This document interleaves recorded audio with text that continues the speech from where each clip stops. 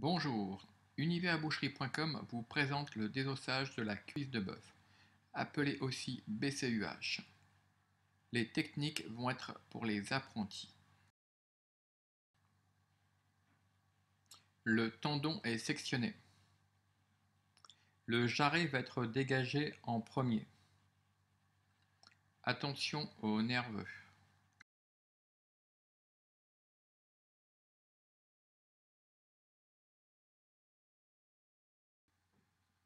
Les petits conseils d'universboucherie.com. Lors de la séparation du jarret, faites attention aux nerveux. Le nerveux se situe juste à côté du jarret. Attention de ne pas l'entailler.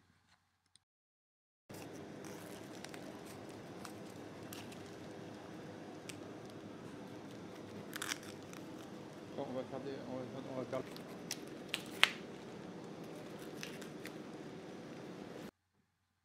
les petits conseils d'universboucherie.com. Lors de cette séparation, chaque apprenti a tendance à forcer. Regardez bien le geste. Vous n'avez en aucun cas à forcer. Il vous suffit de suivre l'os avec votre couteau. On remarque le nerveux juste derrière.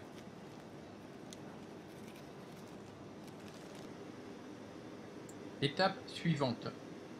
Le coxal va être scié. On parlera maintenant d'ilium et d'ischium. L'ilium sur votre droite et l'ischium sur votre gauche. Pensez à ne pas entailler la viande à coups de scie. Regardez bien votre os, il est plus épais d'un côté que de l'autre.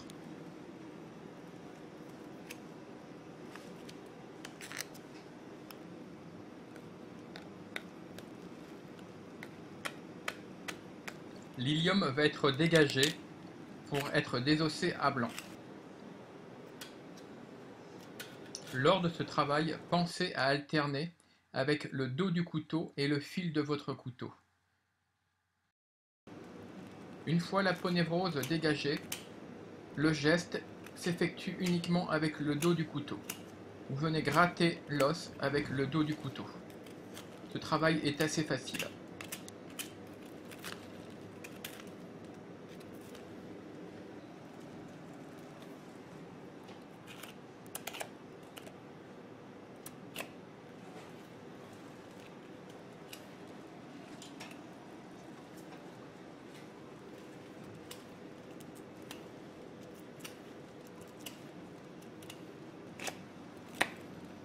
Dans le bas de l'ilium, le travail s'effectue plutôt avec le tranchant du couteau.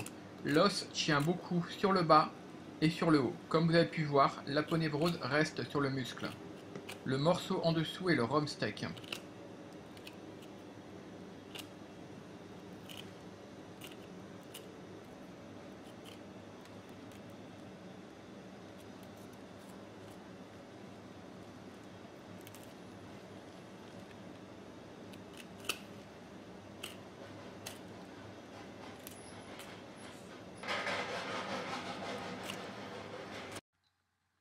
Présentation de l'ilium. Apprenez à bien regarder vos os. Chaque forme est importante. Toutes ces connaissances vous faciliteront le désossage.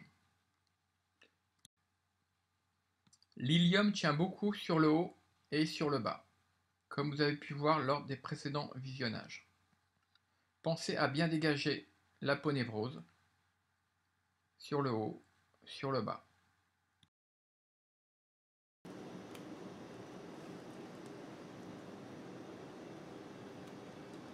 Séparation de l'araignée de l'ischium. Pour l'araignée identique, pensez à alterner le dos du couteau et le tranchant. Il ne vous reste alors plus qu'à gratter pour dégager les aponévroses.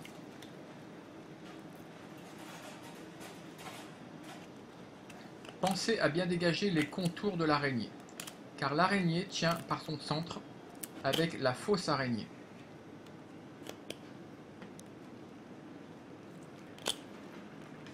Pour des règles de sécurité, pensez à travailler avec votre gant et tablier de protection. Pour ce film, pour des raisons pratiques et techniques, le travail est effectué sans gants. L'araignée est dégagée sur chaque contour.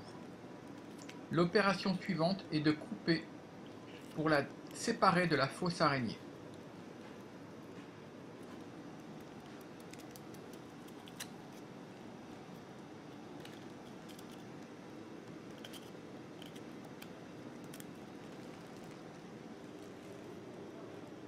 Étape suivante, l'ischyum va être désossé.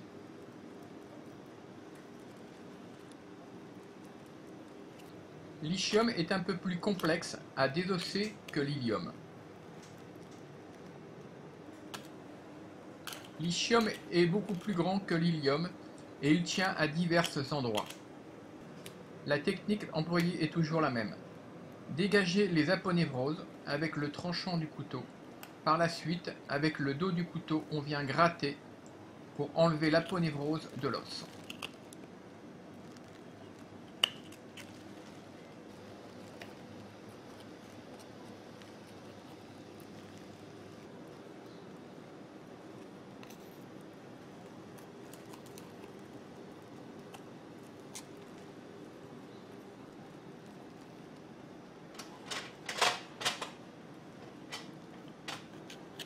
Ce désossage est toujours difficile pour les apprentis.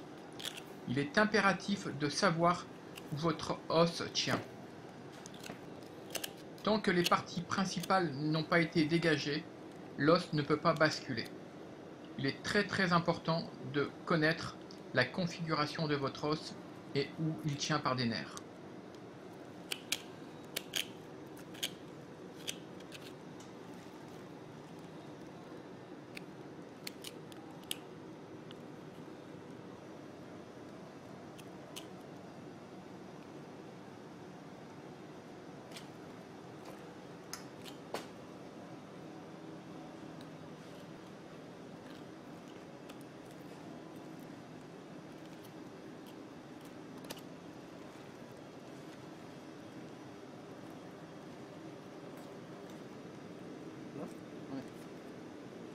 Au niveau du fémur, certains nerfs et tendons doivent être sectionnés pour que l'os puisse bien être dégagé.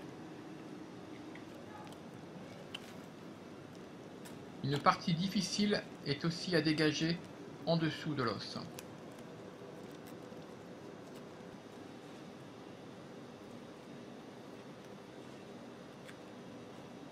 N'oubliez pas que chaque bête aura une conformation et un aspect différent. Selon l'âge, l'aponévrose sera plus difficile à enlever.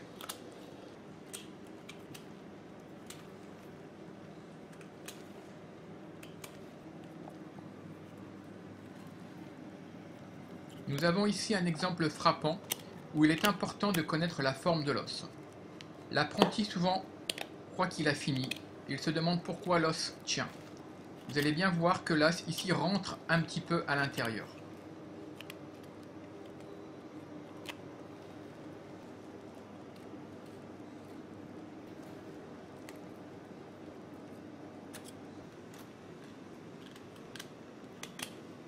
Le travail est pratiquement fini, alors que l'os, lui, tient encore.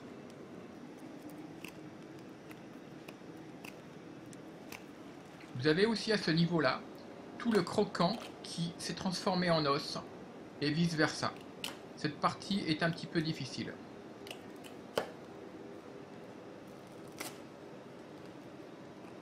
L'on remarque bien ici l'os qui s'engouffrait à l'intérieur de la viande.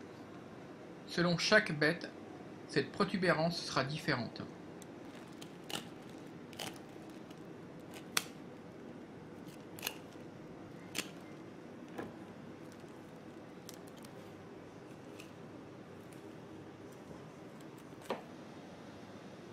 Il est important après chaque désossage de bien remémoriser les étapes de votre travail. Une connaissance anatomique est importante pour bien désosser.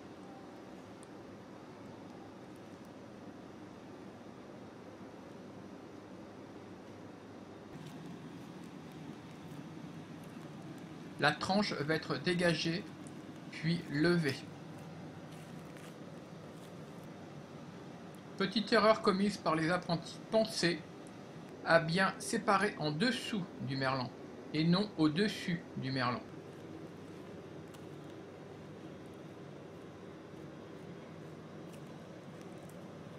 Lors de cette étape, de nombreuses erreurs sont commises par les apprentis.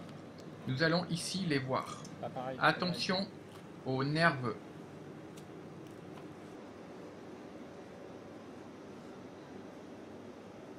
Pensez à bien dégager les nerfs au niveau des têtes d'os de chaque côté.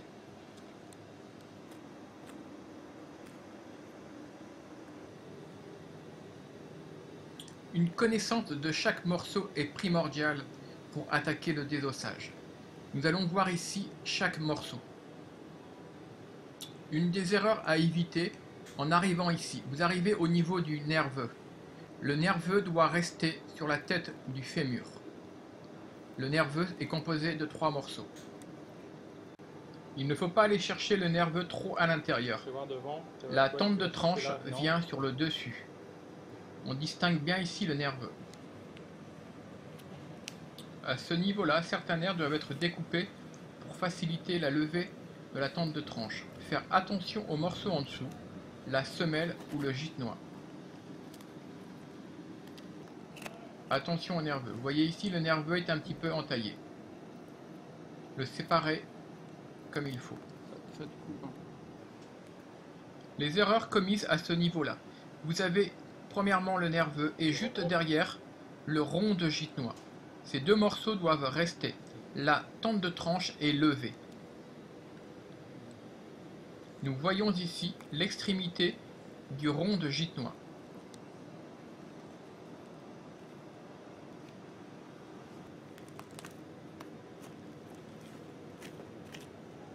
Attention au nerveux, ce que nous venons de voir. Une deuxième difficulté lors de la levée de la tente de tranche. Au niveau du nerf de l'oreille de semelle. Une certaine confusion pour le dégagement de la tente de tranche. L'on peut voir que pour le désossage, il est impératif de connaître sur le bout des doigts chaque morceau. Cette connaissance vous facilitera pour le désossage.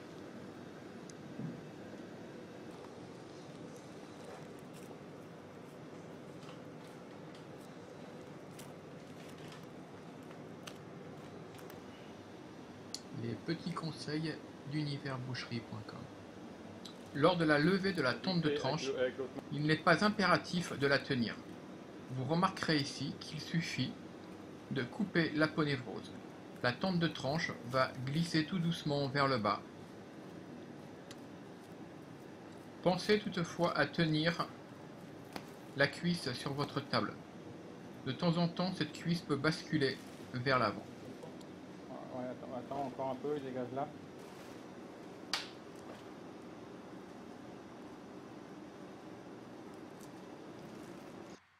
Petit récapitulatif de notre travail.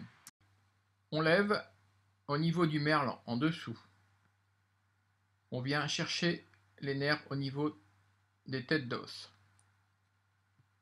Faire attention au nerveux. Le nerveux doit rester et non le séparer. N'allez pas le chercher trop loin. Faites attention au rond de gitenois et au nerf de l'oreille de semelle. Cette tranche va basculer. Ainsi, elle est séparée.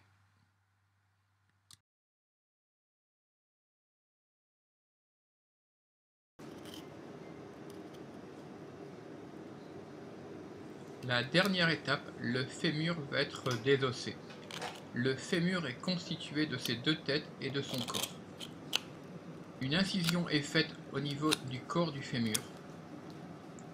Et par la suite, avec le dos du couteau, l'on vient gratter l'aponévrose. Le morceau qui est juste derrière est la tranche, anciennement la tente de tranche.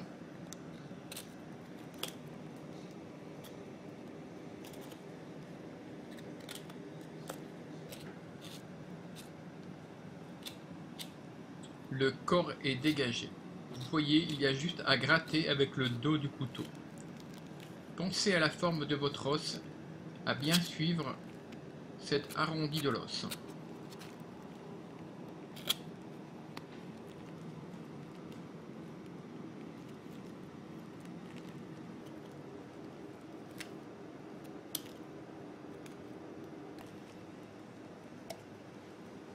Une fois le corps du fémur dégagé, il vous reste maintenant à dégager la première tête du fémur.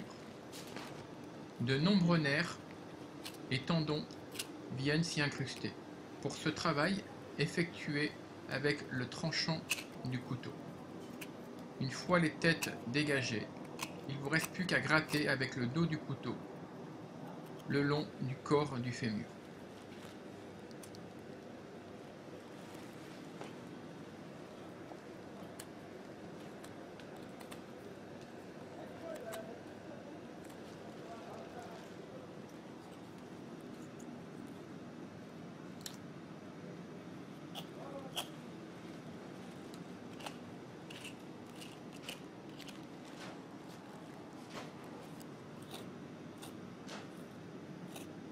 Vous devez sentir quand vous devez attaquer avec le tranchant du couteau ou le dos du couteau.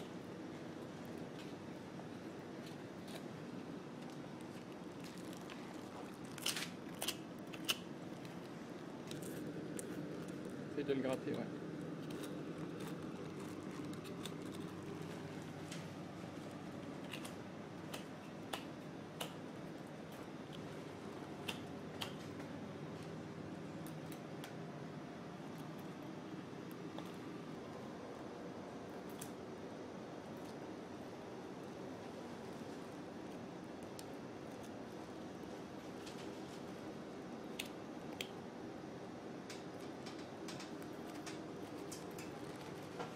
Une fois la première tête et le corps du fémur dégagés, il ne vous reste plus qu'à dégager la deuxième tête.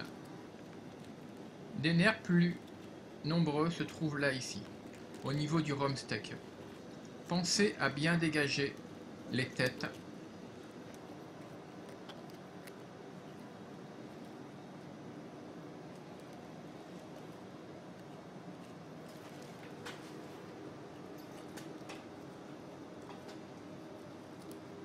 Les petits conseils universboucherie.com. Ne vous découragez pas. Pensez que chaque boucher est passé par ces moments difficiles. Ce travail est technique, manuel. Vous devez acquérir un savoir-faire. Dans un premier temps, le désossage sera très difficile, voire fastidieux. Vous allez découvrir les techniques de la boucherie, du désossage et de l'anatomie.